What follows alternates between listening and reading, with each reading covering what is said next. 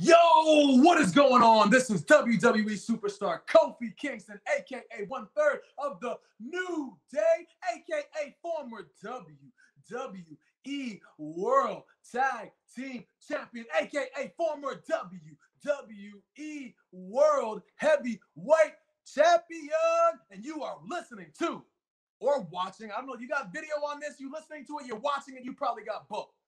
You're watching or listening to the Battleground podcast, baby!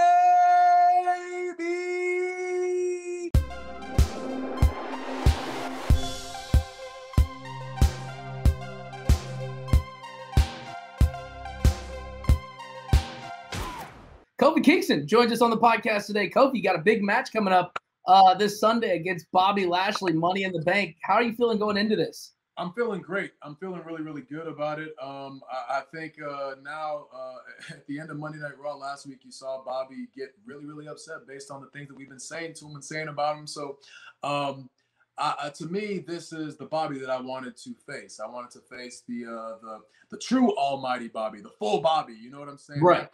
Not this quarter ass Bobby that's going through like drinking champagne on the show and you know, wrestling later in the show. Like, why hasn't anybody said anything about that? You know, it's beyond me.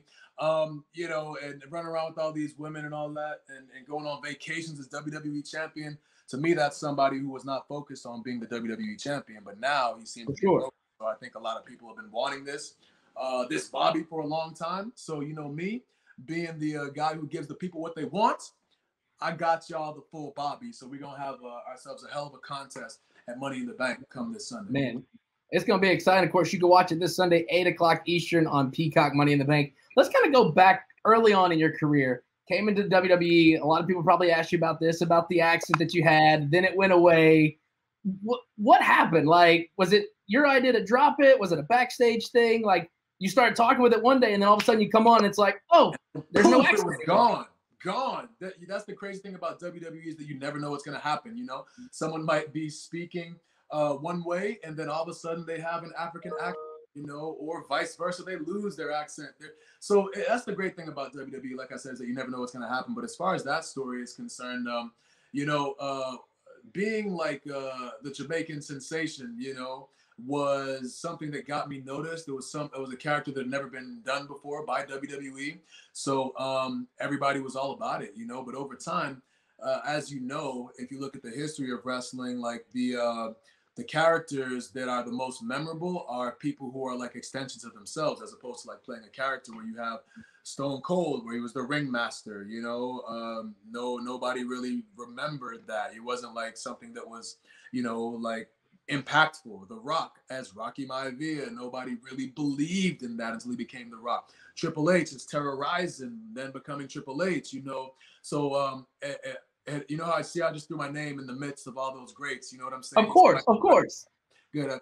But yeah, so you look at that and you really realize like people, you know, the most memorable characters are just the ones who like, there's an evolution process where you start as something and then you develop into something else. So going from being Jamaican to not being Jamaican was my evolution. And I think for me, it's hard enough to remember like what you have to say, let alone how you have to say it. And when you have a terrible Jamaican accent like I did, you know, a lot of the Jamaicans were not happy, and they let me know fully on MySpace back in the day.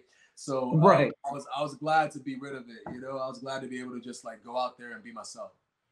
Yeah. And I mean, talking about some good stuff, Kofi's got a big match Sunday, trying to get that title over here that's behind me from Bobby Lashley. And, you know, you got it with Kofimania.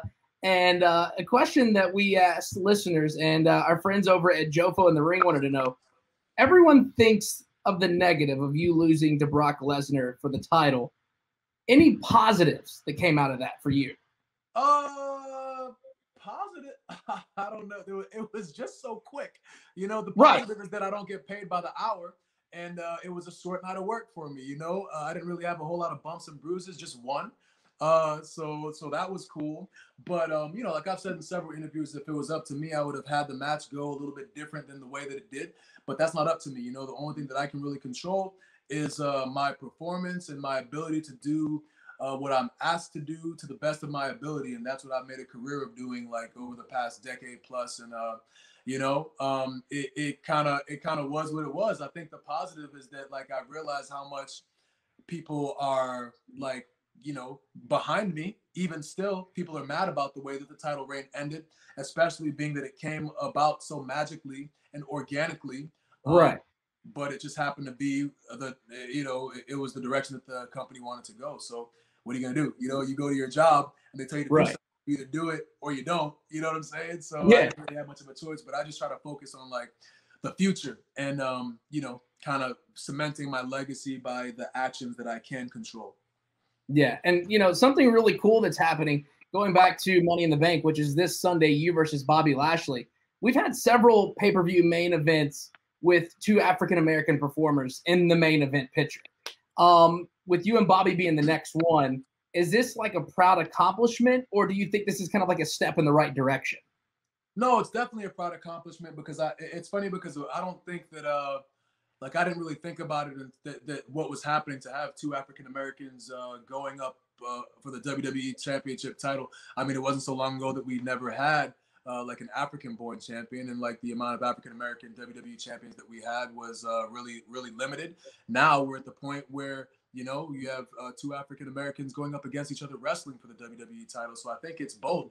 It's a step in the right direction for sure, and it's a mark of pride because I think that representation is incredibly important for people who are watching television, to see people who look like themselves doing incredible things as to motivate them to go on and do more incredible things. Because to say that anything is possible, it's one thing to just say it, but it's one thing to see it and believe it because it's happened. So I think we both take a lot of pride in that role and the potential motivation of several African American youth, or really people from any background, seeing that that this is happening right now. So it's definitely a step in the right direction. It's kind of like what we want to be like prevalent in the industry. So here we are, and for me and Bobby to be the two at the forefront of it, I think is a great thing. It's a beautiful thing. Yeah, for sure. And of course, Money in the Bank is going down this Sunday. You can watch it on Peacock. It's 8:00 Eastern. And real quick, I know we talked about the kids loving you and everything. My youngest son is a big New Day fan, so much that I had autographed New Day Pops. I had the Toys R Us Funko exclusive. Yeah. Kid got into it. Oh, this is what's left of the Funkos of just you, no unicorn. By the way, it was signed by all of you guys. This is all that's left. Wow. Because he got into it. It's tough, man, as a parent, because especially, so I used to be a really big collector, and I used to have a room that was full of all my collectibles. I had like same here, helmets, like swords on the wall, and the kids get in there and they think that these toys are actually toys. And it's like, no, son, I bought you your toys. Your toys are over there. Yes. In the box, but they don't know. They don't know, They don't. And he didn't understand because I came in and like I said, it was the Toys R Us exclusive. All you guys had signed it. I came in, box ripped to shreds. Biggie, I have no idea where he was at. Xavier had no trombone anymore. And then this is literally the last one that I have, and it's you with no unicorn, no nothing left. Just booty butt naked right there, damn near. It's like, hey, the good thing is that your son has some good taste, because he picked some good people to have as his favorites, So he did. There's that. He's got a bright future ahead of him. We just got to make sure that he knows the boundaries. Exactly. I do the same thing with my kids. Yeah. So Kofi, looking forward to it this Sunday. You, Bobby Lashley, going at it for the WWE title. And I will tell you that everybody that has been on this show has gone on to win gold after they've been on this show. We are on a streak right now. Okay. So, I mean, we're putting it out there in the universe. Yeah. Well, look, now I can't let you guys down, I was going to go out there and try my hardest, but I got to bring a little extra, The difference between ordinary and extraordinary is that little extra, which I got to bring to Dallas, or to Fort Worth, the Little Dickies, the Dickies Arena, Yeah. So, man. Yeah. I don't want to ruin your streak. Nah, we got to keep it going. Well, Kofi, I appreciate you coming on the show today.